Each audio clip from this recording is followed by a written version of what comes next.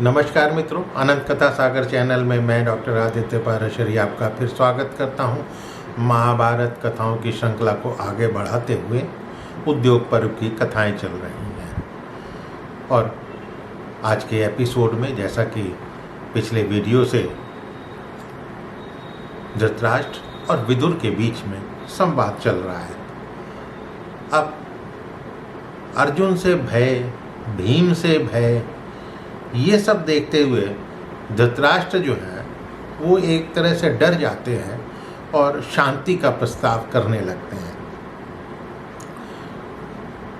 तो भय से विचलित विलाप कर रहे हैं धृतराष्ट्र और कौरव सभा में कहते हैं कि राजा युधिष्ठिर अग्नि के समान है।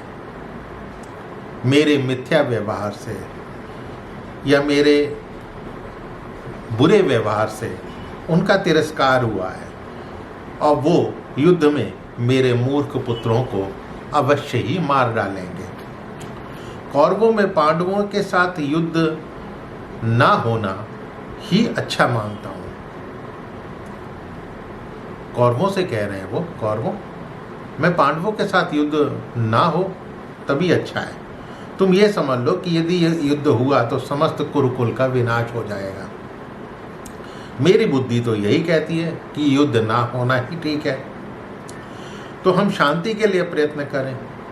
युधिष्ठिर हमें कलेश में पड़े हुए देखकर हमारी उपेक्षा नहीं करेंगे, ये मुझे विश्वास है। वो तो मेरी ही निंदा करते हैं, तो मेरे शांति प्रस्ताव को वो स्वीकार क्यों नहीं करेंगे।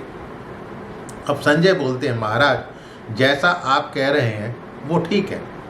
युद्ध में तो गांडीव धनुष द्वारा जो है मुझे क्षत्रियों का विनाश ही दिखाई देता है, लेकिन फिर भी मुझे समझ नहीं आता कि अर्जुन के बल पराक्रम को जानते हुए भी आप अपने पुत्र के अधीन क्यों हो रहे हैं, क्यों उसके हाथों में खेल रहे हैं। आप स्वभाव से ही पांडवों का अहित करने वाले हैं, शुरू से ही आपका व्यवहार यही रहा है और ये जो आपका विचार है ये स्थिर रहने वाला नहीं है। अभी आप कह रहे हैं लेकिन अभी आप बदल जाएंगे। शुरू से ही आपने कुंती पुत्रों के साथ जो है कपट व्यवहार किया है। महाराज आपने जुए के समय जब अपने पुत्रों के मुख से ये सुना कि अब ये जीता, अब ये पाया, तब आप भी तो बालकों की तरह मुस्कुराते थे, आप भी खुश हो रहे थे।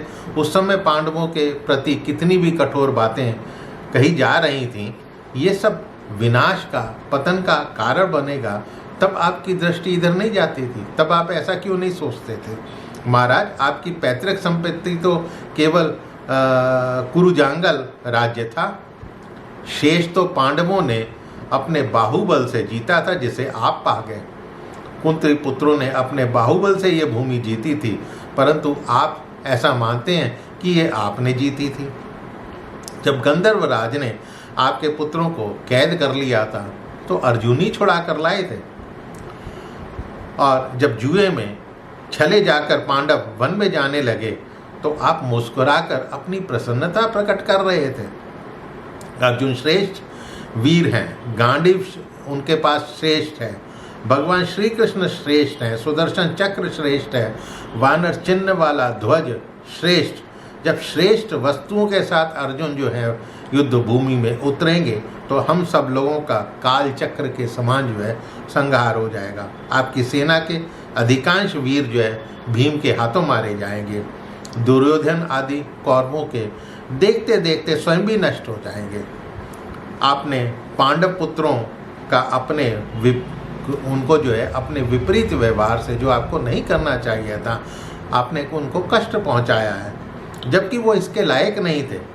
आपको तो अपने पुत्र दुर्योधन को सभी उपायों से, उसके साथियों सहित उसको काबू में रखना चाहिए था कि वो आपके आदेश का पालन करें।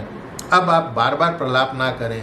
ये बार बार जो आप प्रलाप करने लगते हैं कि हमें शांति का प्रस्ताव करना चाहिए और हमने उनके साथ कपट व्यवहार किया है, इसको आप छोड़ दीजिए। ये आपका व्यवहार जो है स्थिर रहने वाला नहीं है, बड़ी जल्दी बदल जाएगा।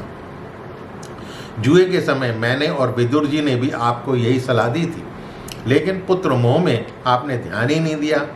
अब आप जो है एक असमर्थ, एक असहाय की भांति जो है वो विलाप कर रहे हैं। अब विलाप करने का मतलब क्या है? तो उसके बाद ये सब बातें सुनकर दुर्योधन क्या कहते हैं अगले एपिसोड में। तो मित्रों, मेरे चैनल को सब्सक्राइब अवश्य कीजिएगा और यदि ये कथाएं पसंद आ रही हैं तो अपने इष्ट मित्रों से शेयर अवश्य कीजिएगा। मिलता हूँ अगले एपिसोड में, तब तक के लिए नमस्कार।